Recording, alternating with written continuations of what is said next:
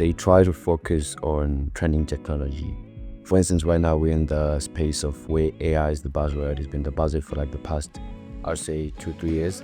And you'd find that most businesses might get a customer's problem, and perhaps intuitively that problem for them might be solved using AI. They then also try to implement, for instance, that trendy tech feature within that digital solution.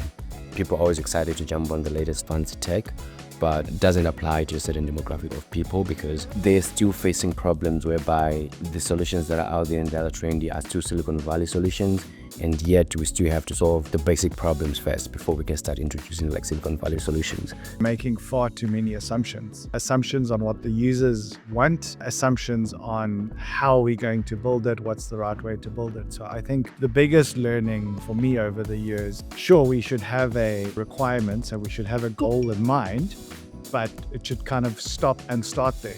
That should just be the foundation of more and more questions to try remove as many assumptions as possible.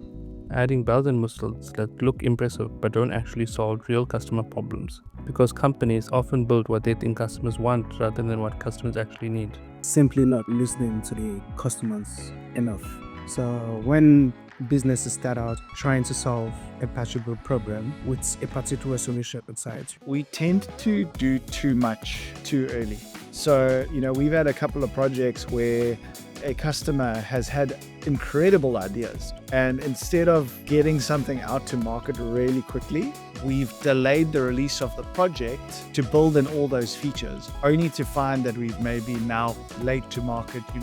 We've lost out on the kind of hype that comes around with a good idea. So, internally we're looking at ways and trying to work with our customers to say, how can we release something of value quickly and then build on top of that? So yes, your project might be incredible, but if it takes 12 months to release it, it's too late. So what can we release in 3 months is our kind of new internal benchmark. You also have to understand your customer. The customer's environment should drive the solution and the technology that you actually use to implement that. The number one thing is to meet with the customer, formulate a bunch of hypotheses, and then actually start testing those. So I remember one of the projects we worked on was to service contractors. The customer, although they sold goods to contractors, and maybe some of us had done some home DIY, we were making a lot of assumptions of what they would want out of an application. So we got together in a room around a whiteboard as part of our scoping sessions and said, okay, well, if we empathize with these contractors, what do we think we'd want? And we made a list. And then we actually went out and spoke to contractors and said, hey, we're thinking of building this application. What would you see as the most valuable features that it should have? And then, okay, well, we thought about these, do you agree? So getting that kind of feedback loop and that validation is really important. the market is always changing, so you need to be able to adapt and listen to your customers and iterate on your initial solution as often as the market requires you to. Taking feedback from your customers as often as you can and trying to continuously fix the pain points of the customers is how a business will thrive.